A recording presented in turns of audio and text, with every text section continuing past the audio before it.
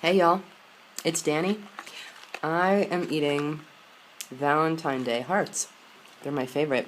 And my parents just sent me a package from Wisconsin full of them. So, I'm eating them.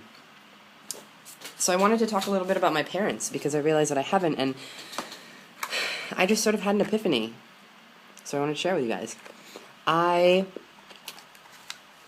I came out as gay. I actually never really came out. I just started dating women. Well, girls, I guess.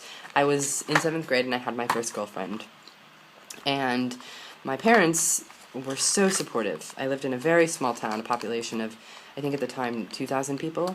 And it was not easy. I was the only out gay person, apart from some close family friends that, with the help of them and my parents, I was able to survive high school, literally survive high school. So, my parents have always done a really good job supporting me as their child and the decisions that I choose to make, even if they don't support them. So coming out to them as trans, I was a little bit worried because they live in the Midwest. Trans folk are not, it's not a common narrative in the Midwest. It's not, a lot of people don't even know what transgender is, especially in my hometown. So I was worried about that. And I also knew that they've always done a really good job at supporting me. And so I knew that they'd support me. I was just worried about how difficult of a time they'd have getting to that point. Because I knew that that point was there for them, that it was possible. Just didn't know how long it would take. So anyway, I came out to them, and they have continued to support me. They don't agree with my decision to start testosterone or get top surgery, and they also support my decision to do that and support me as their child.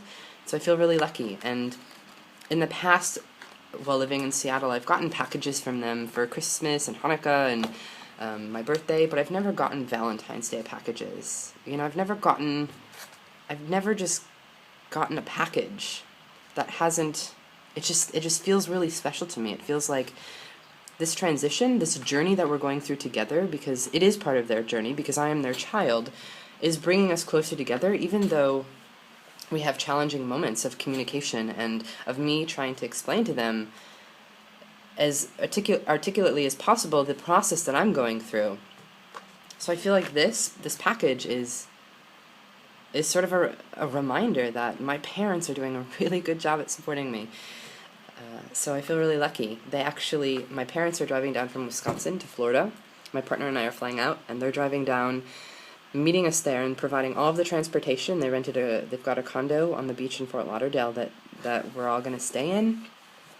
And I found out yesterday that it was supposed to just be my parents and my partner and I, and now my twin sister and my older sister and my adopted brother, and who's also my nephew, are all driving down to Florida together. So it's turning out to be this large family vacation, which feels really exciting to me. At first I was nervous having the whole family there with me in recovery, but at the same time I'm also really excited that my family is coming together for this in a way that they don't typically do. So I feel really supported. So yeah, those are my parents. They're in the Midwest, kicking butt. They are rock stars. They're really doing a great job trying to support me, and my partner as well. So yeah, and I also wanted to talk about an experience that I've been having lately. I could not wait till my 4-month check-in, so I decided to make a video today, and I'm preparing a speech that I am procrastinating for. Speaking of speeches, I would just like to share with everyone, I'm sure that everyone has heard, but as of today, the governor of Washington, Governor Greg Weyer, signed gay marriage. It has to go through it has to be passed through one more thing. I can't remember exactly what that is, but gay marriage is legal here in Washington. We are the 7th state to legalize gay marriage, so I feel proud of my now home state for legalizing that. Anyway, getting back to where I was going before, I have been having these experiences where my gender is being read much differently this past month than it has been ever. I have been getting, people have been identifying me as male. And I've been noticing that in situations where people identify me as female, and then I start talking, and my low voice and my presence sort of sort of does this balancing act, and people are like, whoa, actually this person's a male, I'm so sorry, I just identified you as female and used female pronouns because that's not okay, which is totally not true, but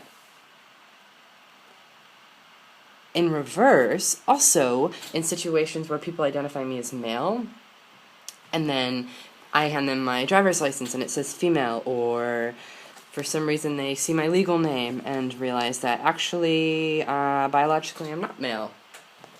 There's no apologies, nothing is said about it, there's no acknowledgement at all, whereas when people identify me as as female, and then come to this conclusion that I'm actually male, they apologize profusely, and it becomes very awkward, and there's a lot of tension because they did something wrong. They apologize. They misgendered this male to be female when,